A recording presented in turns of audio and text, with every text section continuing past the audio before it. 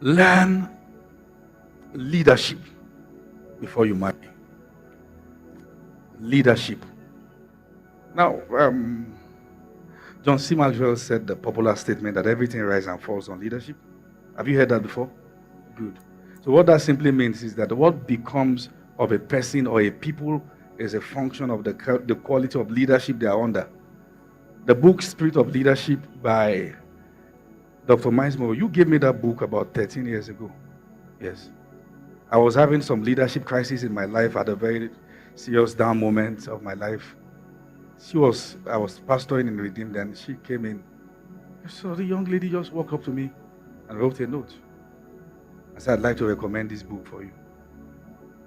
And I have listening here. So I searched for it, I didn't find it. And I asked her, can you get me the book if you have it? Then she gave me the book. You see, when people bring you correction and you struggle to take it, it's because your esteem is bad. So I read the book, and the first statement in that book is, a group of sheep led by a lion will defeat a group of lions led by a sheep. What the wife, the children become is a function of who is in front. Is it a sheep or a lion? If the man prays, they will pray. If he has integrity, they will have integrity. You don't just make decisions because you are married to a person. You must understand that marriage is stewardship. You are not the owner. It's stewardship. It's a sacred privilege God has given to you to lead his child. You can't compel her anywhere. You can't just make her do anything. You hear from God. The mirror, the picture of what marriage should look like is the relation between Christ and the church. And Jesus said, I can of my own self do nothing. You can't just make decisions like that. We are not saying she's not submissive, but you are hurting her. You are hurting God's plan. You drag her out of her purpose. You drag her because of insecurity. You cut her off every relationship. You make her do things that she knew that both of you never prayed about. And if you ask her, she would have begged her life, asking to do otherwise. The idea of two becoming one is that even if one is down, the other can pick him up. The worst thing you want to do to yourself is to conquer the person who is your lifeline. So leadership is not control. Leadership is influence.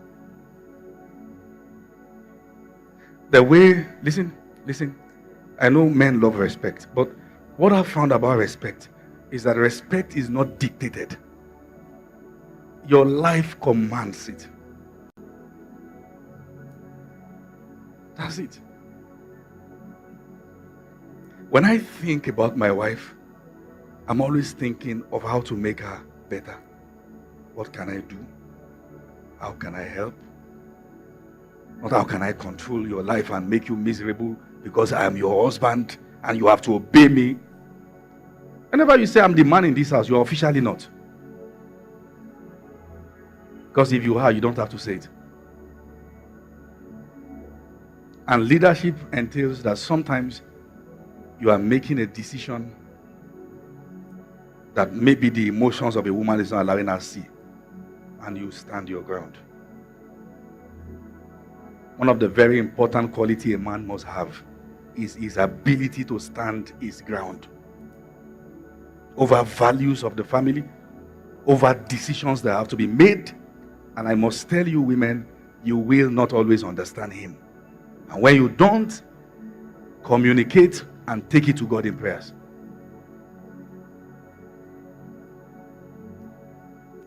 I was telling the people, my people in Abuja, that there are two kinds of people, builders and all others.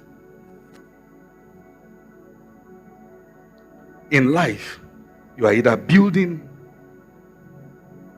I don't want to go there yet.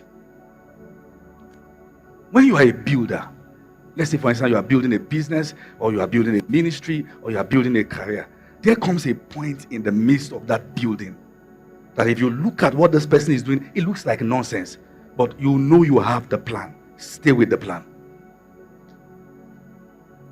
Sometimes you are not failing. You are just somewhere in the plan that beauty is not part of the package. You are somewhere in the plan that plenty is not part of the package.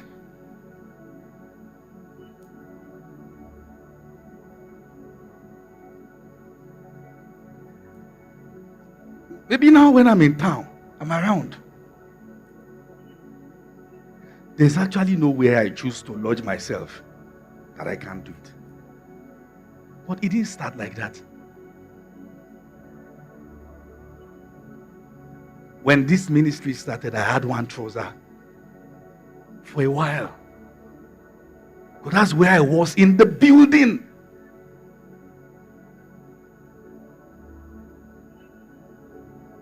And I've said, make sure anybody can call you anything, not lazy and visionless. Actually, some guys who are emotional feel this person because I don't have money. No, it's not because you don't have money. There's no plan. Show a woman the plan, she won't forget it. There's no plan. I understand it's not here. So what's the next? Yes. Even Peter asked Jesus, we have left all and followed thee. What's going to be the result?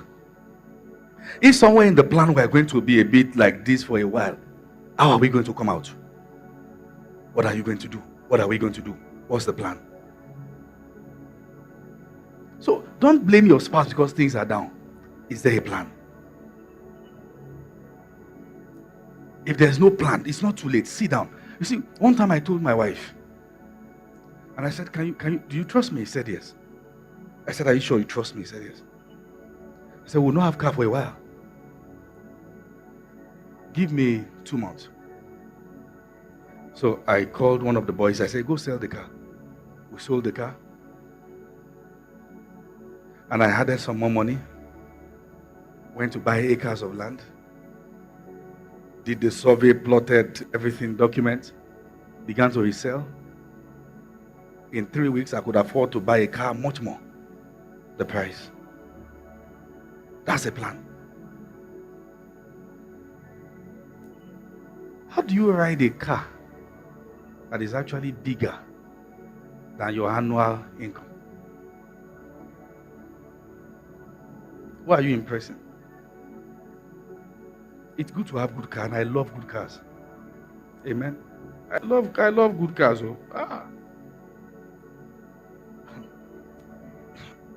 Cars. Do you understand what I'm saying? Don't say pastor is just. No, it's good to have. But you must have a plan. And let me advise you, salary earners, have something that is not salary. Any company policy can change. And that's the end. It's good you have multiple streams. Am I communicating? Are you sure? Aha. If I will advise, I would have said at least have some real estate. Even if it's a plot. Something you can resell. There was a time they were begging people to come and buy land at Ibejuleki for 350,000. Begging. Now I'm not sure you can even get at those same locations for 10 million. And that's just some few years ago. Human population is increasing. Things are changing. You've got to have a plan. I don't know how I got there, but talking about leadership. The finance of your home. Take responsibility for it. Take responsibility for it now, before it gets too late.